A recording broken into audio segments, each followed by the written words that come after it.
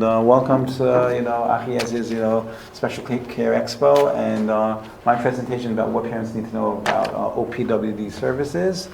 And there's a lot of questions parents of a child with special needs may have, and these are some of the frequently asked questions. What is the developmental disability? What do I need to be eligible? What is Medicaid waiver? What services are there? What is the front door process? And how long does it take to get these services? And why is it so important for my child to be a recipient of services? Just to share a story with you, actually I began 17 years ago as a behavioral psychologist, and I have a passion in intake, and I really want to help families with children with special needs.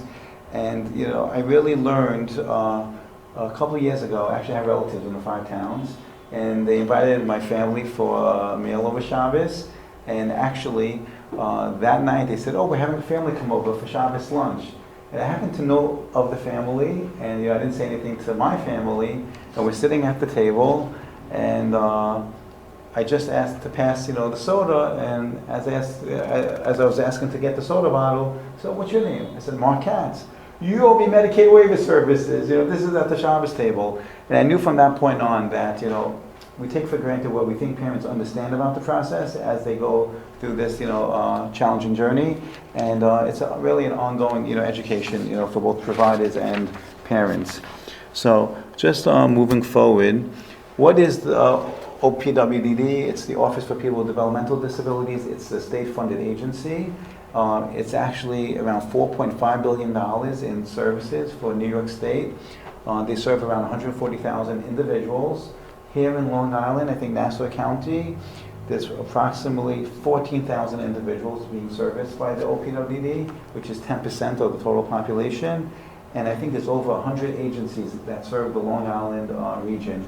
So out of the 103 agencies, 80 of them serve Nassau County.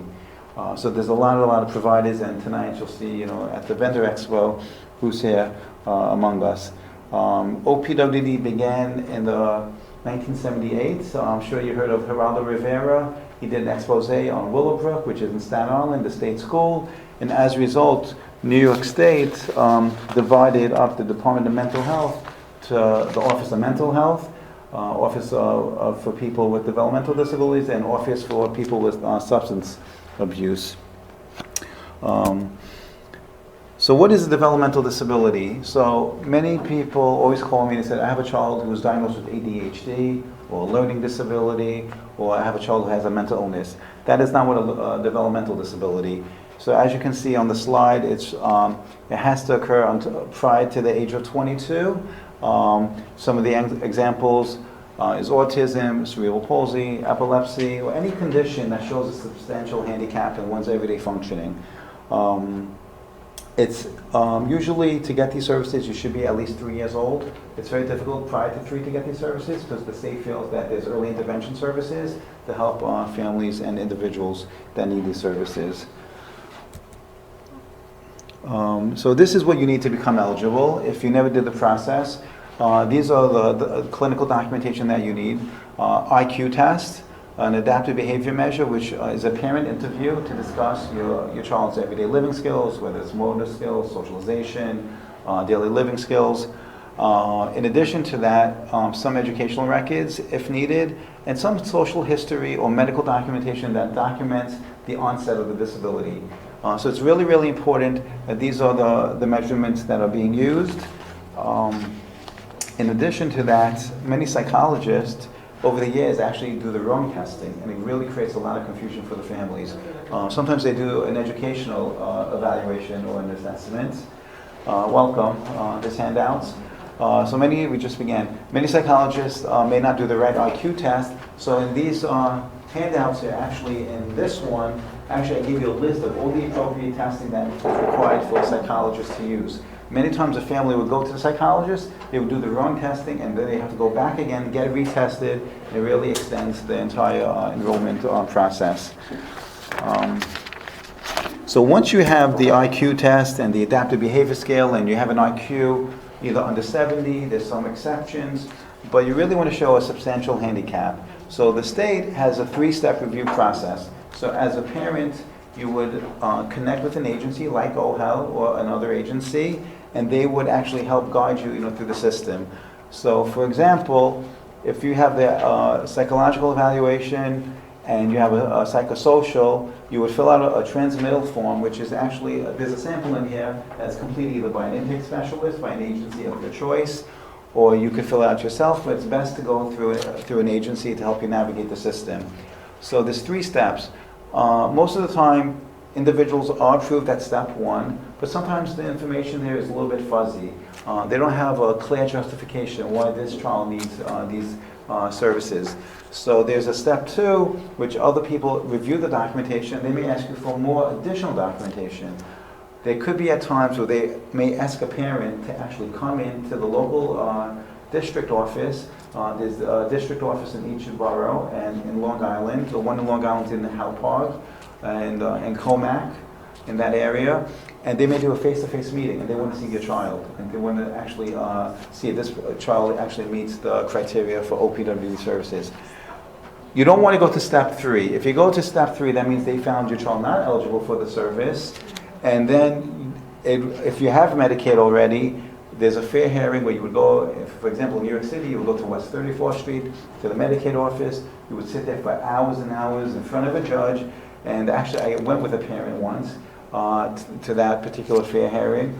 It happened to be that child, his grandmother was the informant for the interview, and not the parent. The mom was too overwhelmed to be there, so the grandmother, in her best interest, overestimated her grandchild's ability, and as a result of overestimating the child's ability, they found the child not eligible, and I had to accompany this parent to advocate on her behalf to at least get an extension of services and to get new documentation. So really, it's in the best interest as a parent, it's human nature. As a parent, we overestimate our children's abilities. You really want to judge your child on their worst day to show why you need those services. So as I mentioned earlier about children under 3, usually that's more for early intervention, but 3 and up, you could be eligible for OPWD services. But if you have a child who's under 8 years old, they call it provisional eligibility, which means it's temporary. And they may require more documentation as your child gets older to the age of 8. And once you reach the age of 8, they may ask for updated clinical documentation. So it's very important that you have constant communication with your coordinator from the agency of your choice. So in addition to OPWD, Medicaid waiver services, they also have non-Medicaid waiver services. But the Medicaid waiver services is the more complicated enrollment eligibility process. As you can see, it began in 1992 in New York State. I think it began in the mid-'80s in the Midwest. During President Reagan's time, there was a little girl named Katie Beckett, and through her advocacy by her family, really led to the transformation of services in the home as opposed to a state-run facility. So in 1992, they came up with the home and community-based services for children with special needs, and they waived 2 rules. Basically, they actually Medicaid funds services outside of a certified facility, such as a secured residential setting, and also they waived the parent's income to make sure that your child can still be eligible for Medicaid to pay for these services. So that's something that began in 1992, and it really has grown today to 140,000 plus individuals.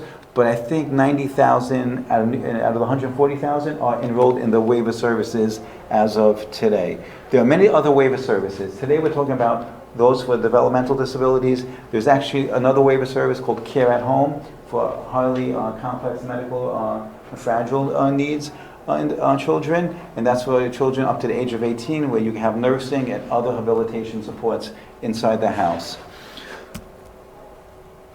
So these are some of the services. I mean, I'm not going to go into detail about the services tonight. There's definitions in the handouts, and tonight, as you go by the vendors, you can see some of the services that they are promoting. But you should just know these are the lifespan of services, whether it's in-home supports, housing, day program, employment, recreation, an after-school program, a Sunday program. There are many, many things to help families to really maintain and strengthen the family unit due to these waiver services. So in 2013, the state redesigned the point of entry, which is called the front door process. Basically, it's a single point of entry, and they actually asked all the agencies now, anyone that's new to services and they meet eligibility, to go through the front door. So what is the front door process?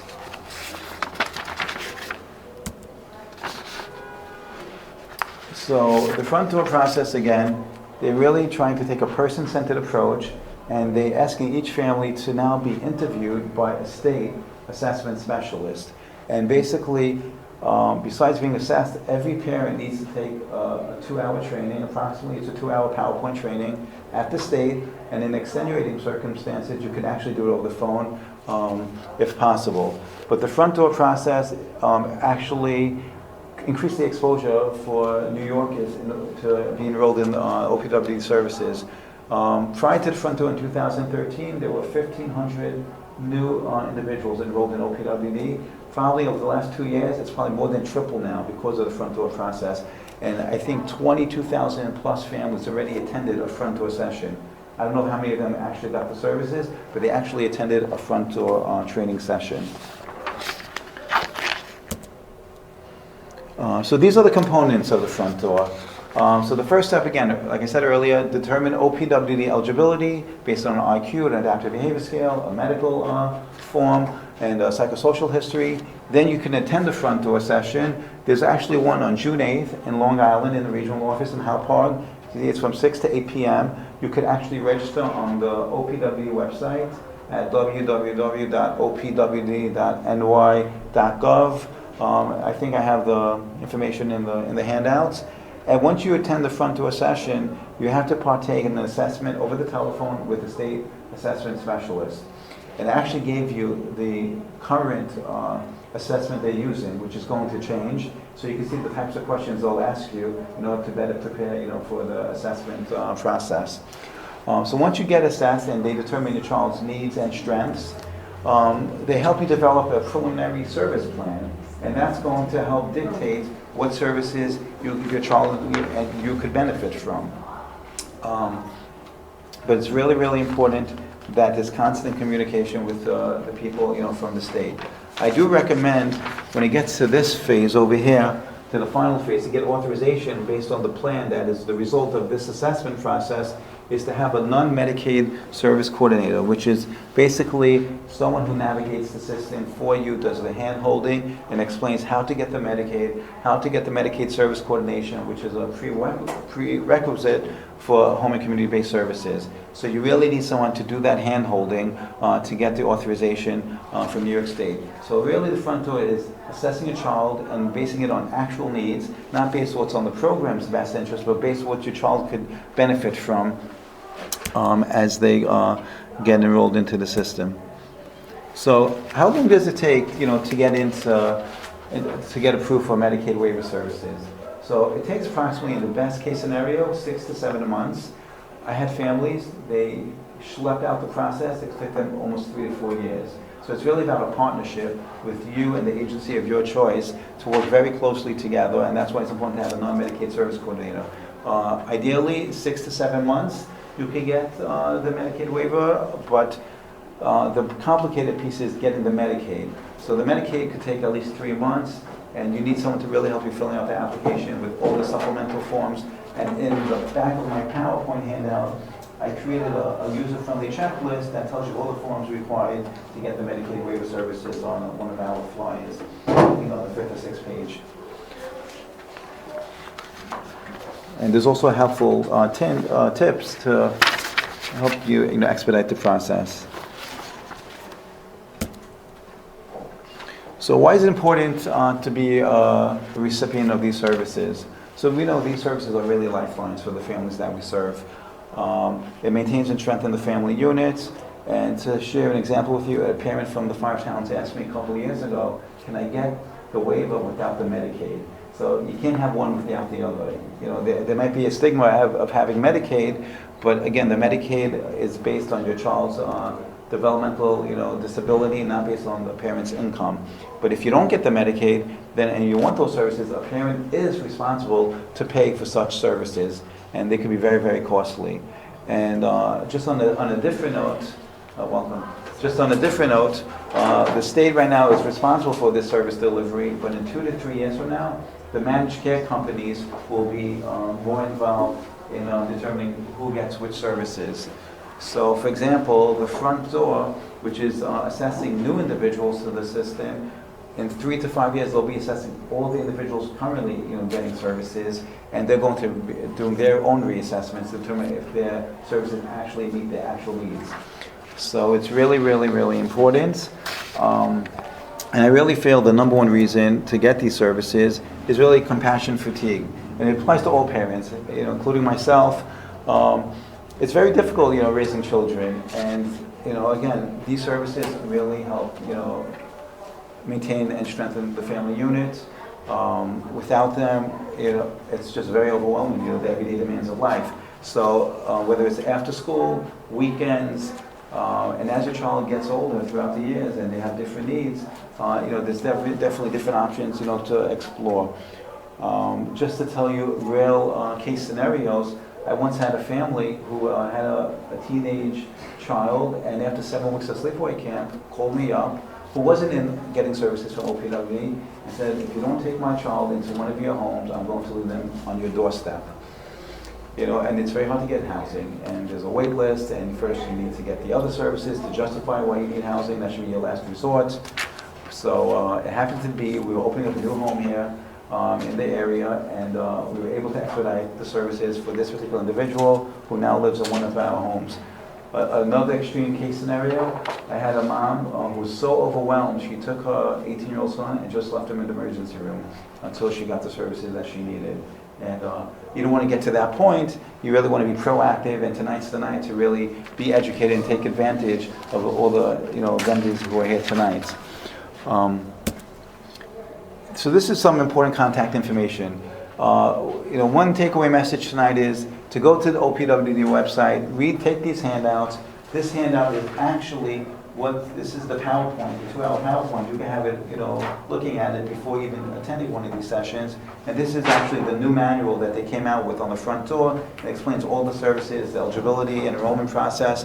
And in addition, these are the phone numbers that you need, whether you're from Long Island, Queens, Brooklyn, Manhattan, Staten Island, who to call for the front door specialist to schedule either a front door session or an assessment.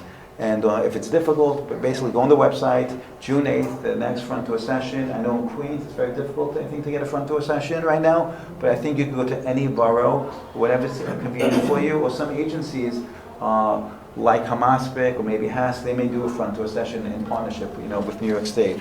But these are the phone numbers. You probably need to constantly call them. They did make modifications in 2014 because there weren't enough staff to take all these phone calls. But it's really, really important to reach out or reach out to an agency, again, of your choice to help you with a non-Medicaid service coordinator. Another resource which is on the internet is the Long Island Family Support Services Advisory Council, which works hand in hand with the Long Island Regional Office. They have a ton of resources just for Long Island, and they tell you all the updates, and they really advocate on behalf of the families in Long Island. So it's www.lifssac.com, and it's really a lot of resourceful information there.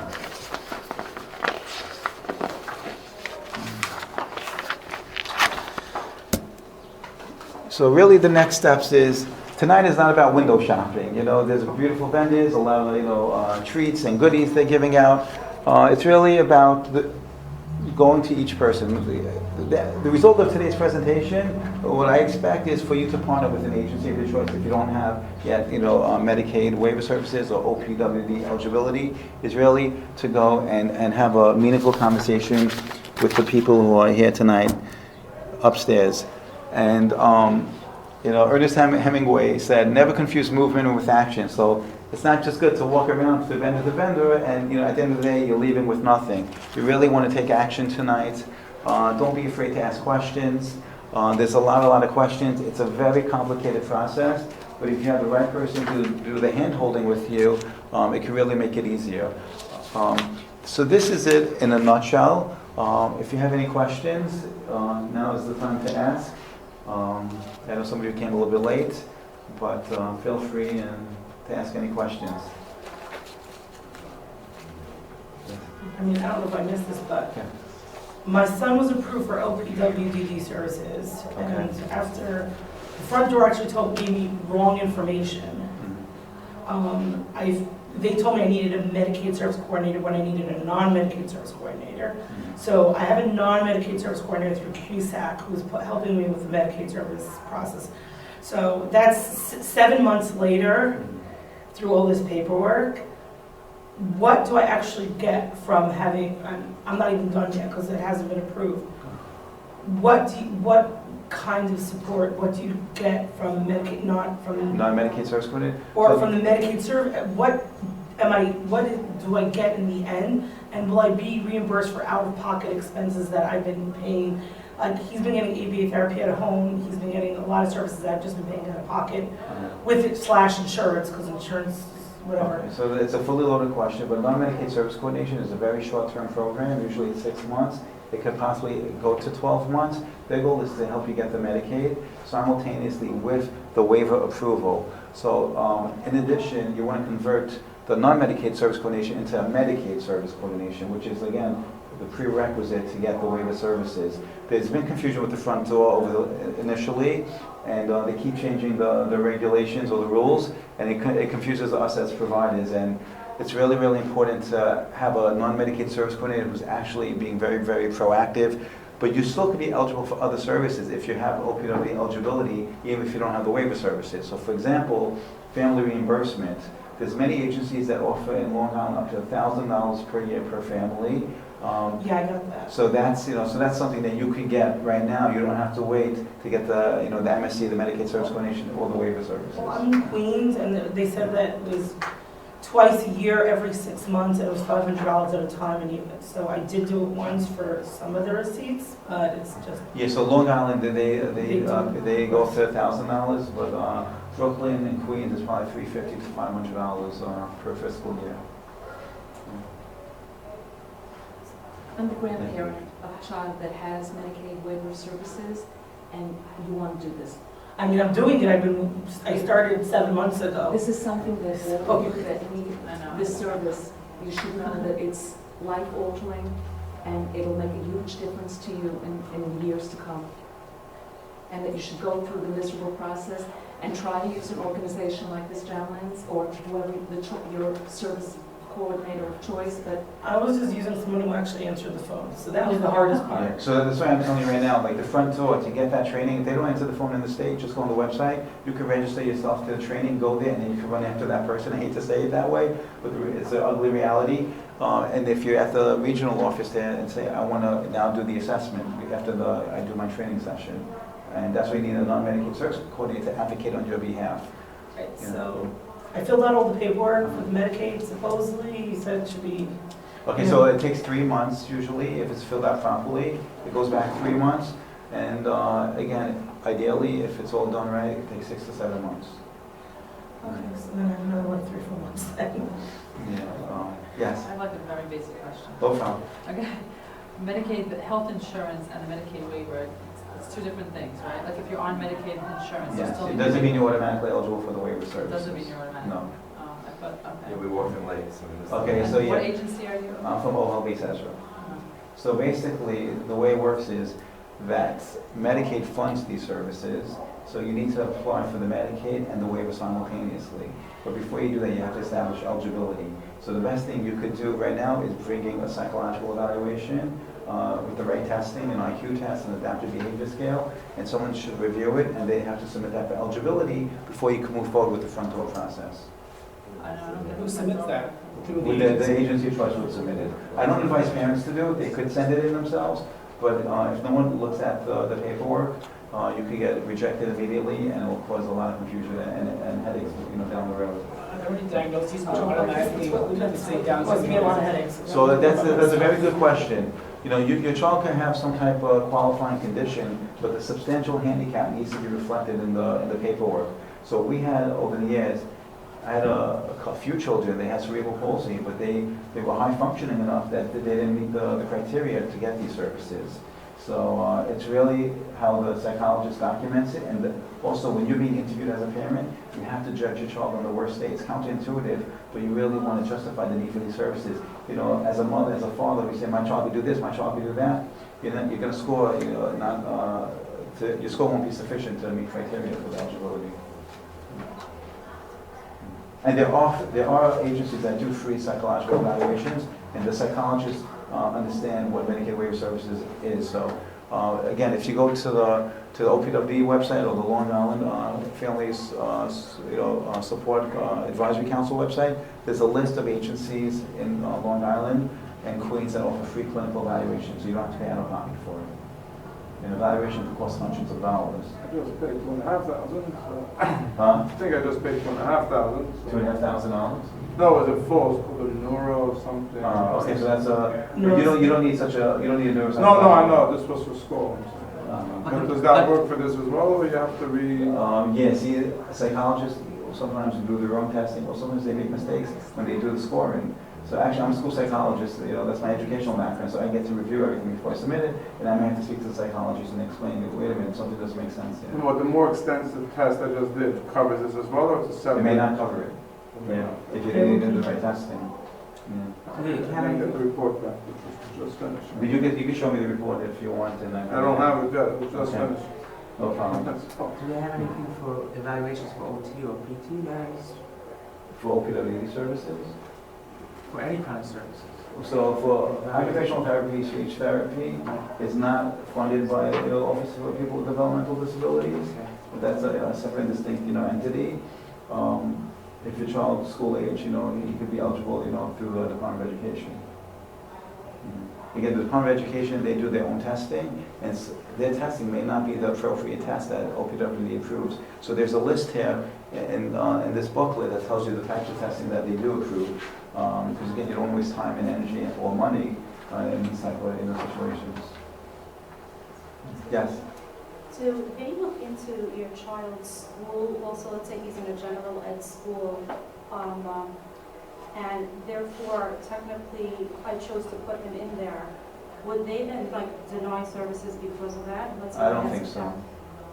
As a child, Do they look and do research on? they don't do school? research. It's based what's written in the Just in the historical section of the evaluation. Uh-huh. For example, if you have a child who is 18 or older and they want to go to a day program, and a day program is very expensive for the state. The tuition for a day program that the state pays for is as much as Harvard probably. So they feel, wait a minute, if this person's so independent, why are they not getting competitive employment opportunities? And why are they asking us to spend that money for a day program? So there's another session after me on self-direction. It's a whole different conversation where they actually give the parents the authority to have a budget, and they spend the money on what they want and not based on what the program's best interest. So this program, this Medicare waiver, they don't ask the school district first to chip in more and to do more? No, in Long Island, they may accept an evaluation from the school district, and they may even go back 3 years. Usually we like to have an evaluation within 1 year, the most recent one. But they don't ask the school district. Only when it comes. To do more, to give more services. First, don't they ask the school district to give more services to help the child before they'll start kicking in and helping them? So prior to the front door in 2013, they had a special committee in Long Island, and they would ask those type of questions. I don't think they ask those questions anymore, but as your child, for example, is transitioning, maybe at the age of 16, 17, 18, they're more connected with the school district in terms of what's going to be after, school. But they're not going to investigate. It's really a very brief assessment. It's not that complicated. It could take maybe an hour and a half to do the entire assessment. It's just getting the evaluation in writing, from the psychologist, could take 6 weeks, depending where you go. But there are free resources out there for people to do these evaluations.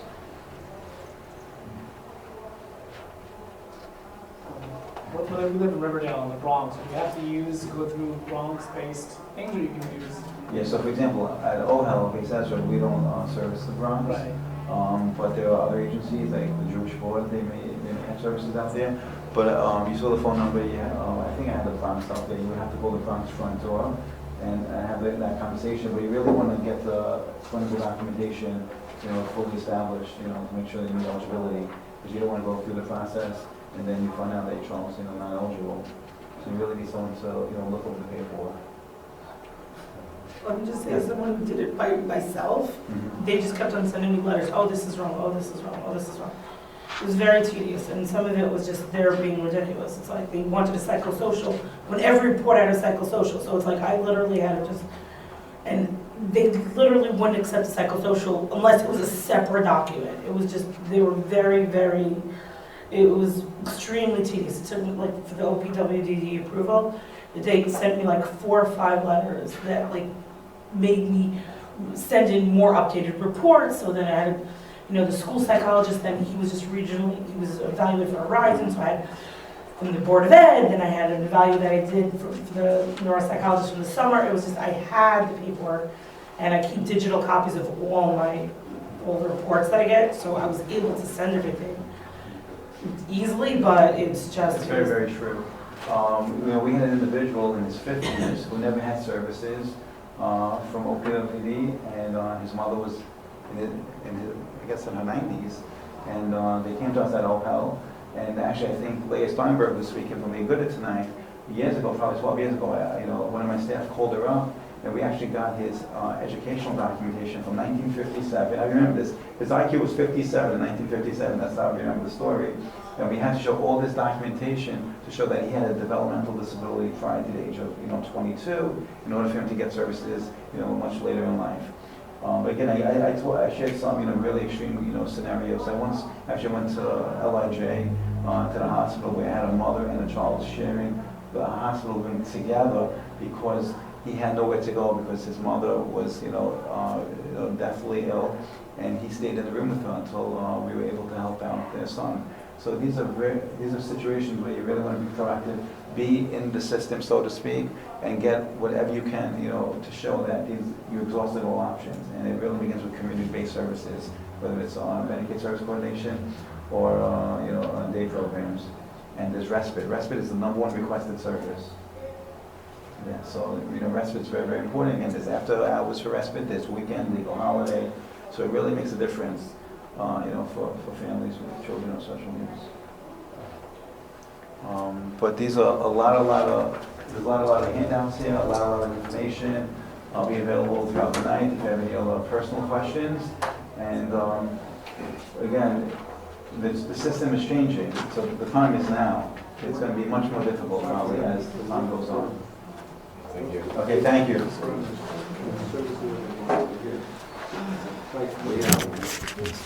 Like,